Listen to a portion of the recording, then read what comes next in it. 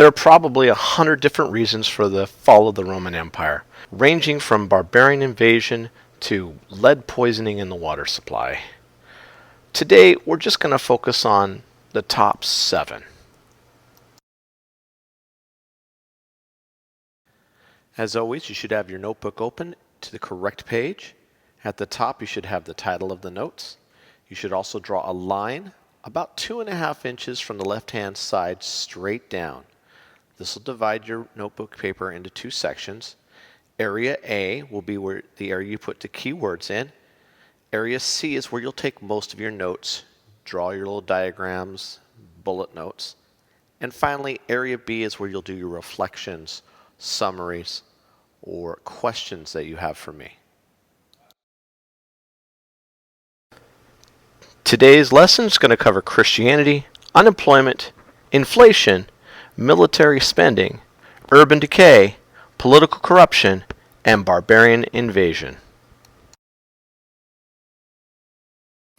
Some historians believe that Christianity produced dramatic changes in Roman society at the very time when pressure from barbarians was increasing. They argue that Christianity made its followers into pacifists, those who would oppose war, thus making it more difficult to defend Roman lands from barbarian attacks. They also suggest that church attracted many qualified leaders whose talents were needed to deal with the problems of the empire. Finally, these historians theorized that money that would normally maintain the empire were instead being used to build churches and monasteries.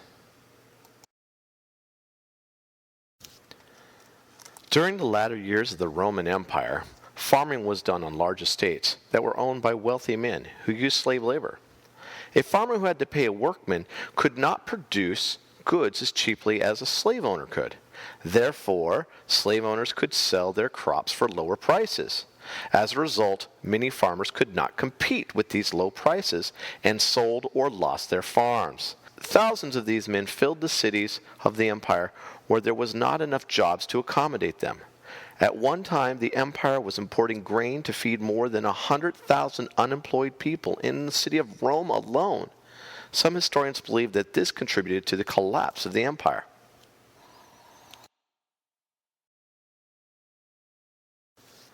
The Roman economy suffered from inflation, an increase in prices, beginning after the reign of Marcus Aurelius. Once the Romans stopped conquering new lands, the flow of gold into the Roman economy decreased. Yet much gold was being spent by Romans to pay for luxury items. This meant that there was less gold to use in coins. As the amount of gold used in coins decreased, the coins became less valuable. To make up for the loss in value, merchants raised the prices on goods they sold.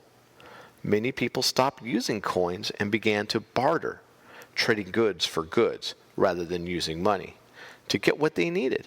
Eventually, salaries had to be paid in food and clothing, and taxes were collected in fruits and vegetables. Some historians argue that this also helped lead to the collapse of the Roman Empire.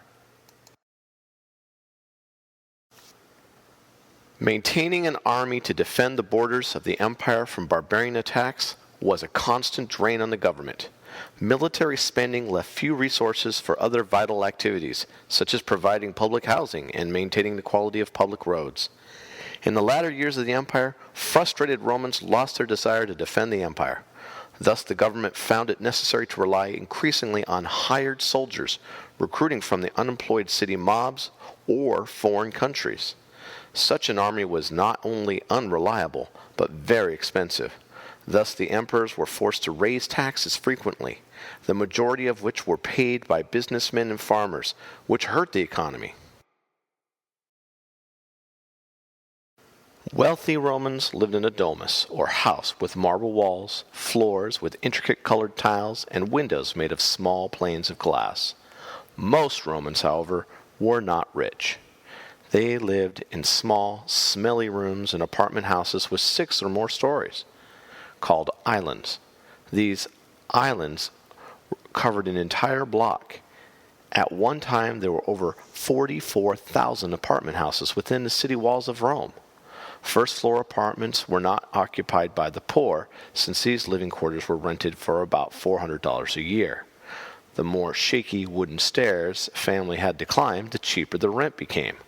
The upper apartments that the poor rented for about $40 a year were hot, dirty, crowded, and dangerous. Anyone who could not pay rent was forced to move out and live on the crime-infested streets. Because of this, cities began to decay. One of Rome's most serious problems was the difficulty of choosing new emperors. The Romans never created an effective system to determine how new emperors would be selected. For this reason, the choice of a new emperor was always open to debate between the old emperor, the Senate, and the Praetorian Guard, the emperor's private army, and the army.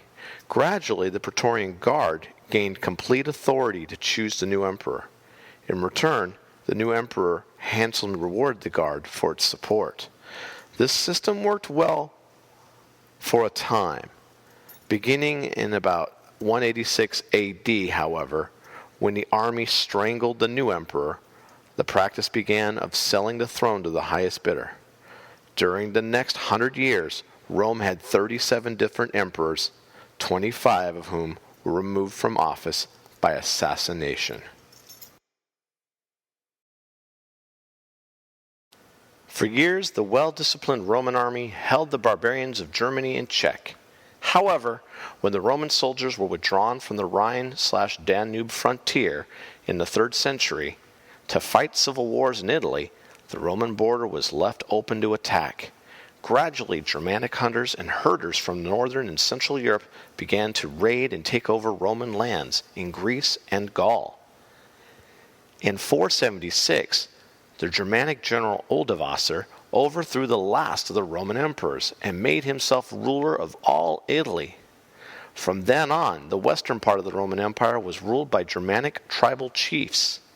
Roads and bridges were left in disrepair, and many fields were left untilled. Pirates and bandits made travel unsafe. Cities declined, and trade and businesses began to disappear. This concludes our discussion of the fall of the Roman Empire.